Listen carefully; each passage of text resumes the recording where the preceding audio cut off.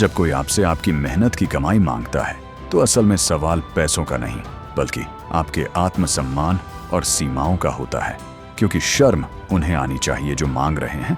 लेकिन शर्मिंदा आप होते हैं। और यही इमोशनल ब्लैकमेल की सबसे बड़ी जीत होती है, जहां इंसान अपनी भावनाओं के दबाव में आकर वो पैसा दे देता है जिसे उसने अपने बच्चों के भविष्य, अपने बुढ़ापे और अपने सपनों के लिए जोड़ा होता है। सच्चाई यह है कि उधार सिर्फ पैसा नहीं खाता बल्कि रिश्तों को भी अंदर से खोखला कर देता है। जैसा कि चाणक्य ने सदियों पहले कहा था कि उधार दीमक की तरह होता है जो धन के साथ साथ विश्वास को भी चाट जाता है, क्योंकि जब कोई आपसे पैसा मांगता है तो वह आपको एक इंसान नहीं बल्कि एक ऐसे आसान संसाधन की तरह देखता है जो बिना सवाल पूछे, बिना कागज और बिना जवाबदेही के पैसा दे देगा। ठीक वैसे ही जैसे एक ऐसा बैंक जहां न लाइन है, न नियम और न लौटाने की कोई मजबूरी।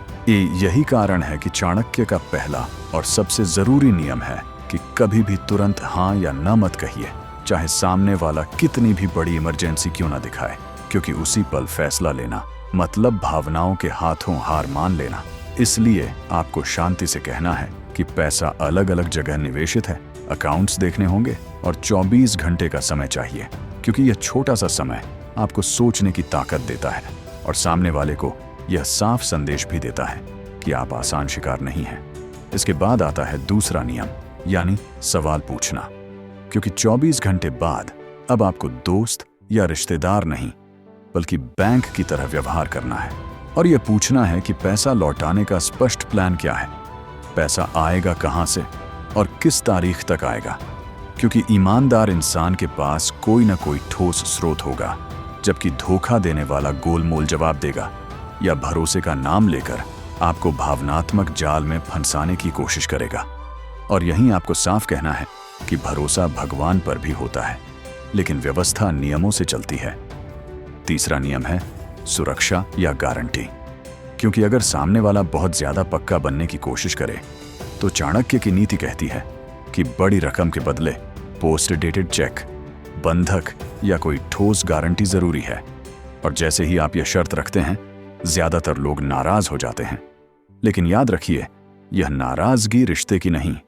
बल्कि पकड़े जाने के डर की होती है, क्योंकि जो इंसान चेक साइन करने से डरता है वह पैसा लौटाने की नीयत ही नहीं रखता। और यहाँ एक नाराज रिश्तेदार एक बेईमान देनदार से कहीं बेहतर होता है। चौथा नियम है परोक्ष मनाही, और जब रिश्ता नाजुक हो या सामने वाला उम्र में बड़ा हो तो खुद विलन बनने की जरूरत नहीं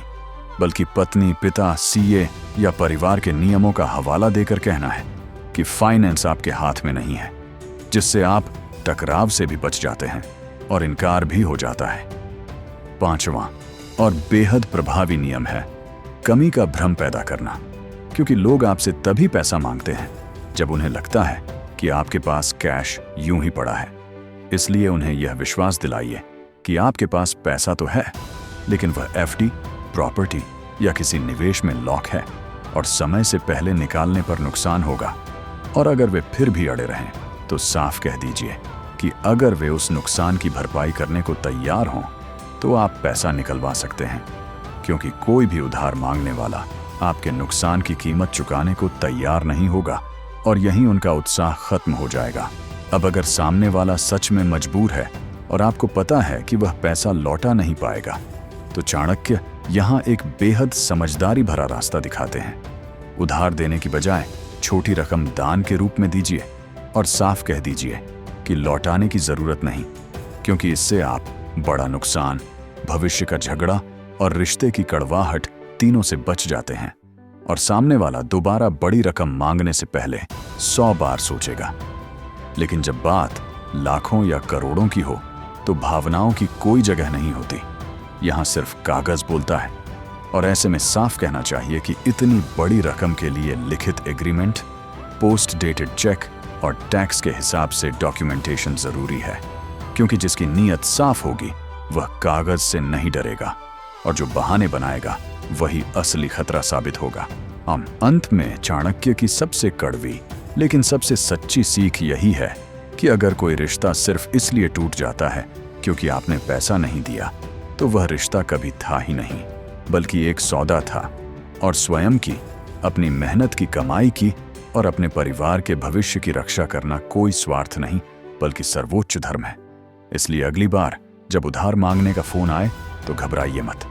गहरी सांस लीजिए, समय मांगिए, सवाल पूछिए, जरूरत पड़े तो गारंटी और कागज की बात कीजिए। और याद रखिए, ना कहना कमजोरी नहीं बल्कि आत्मसम्मान, साहस और समझदारी की पहचान है। क्योंकि दुनिया उसी का सम्मान करती है जो अपने संसाधनों का सम्मान करता है और जो हर किसी के लिए अपनी तिजोरी खोल देता है। इतिहास उसे दानी नहीं बल्कि मूर्ख के नाम से याद रखता है। ऐसे ही पावरफुल और रियल कंटेंट के लिए चैनल को सब्सक्राइब कर लो। वीडियो पसंद आए तो लाइक और शेयर भी कर देना ताकि ये मैसेज ज्यादा लोगों तक पहुंच सके।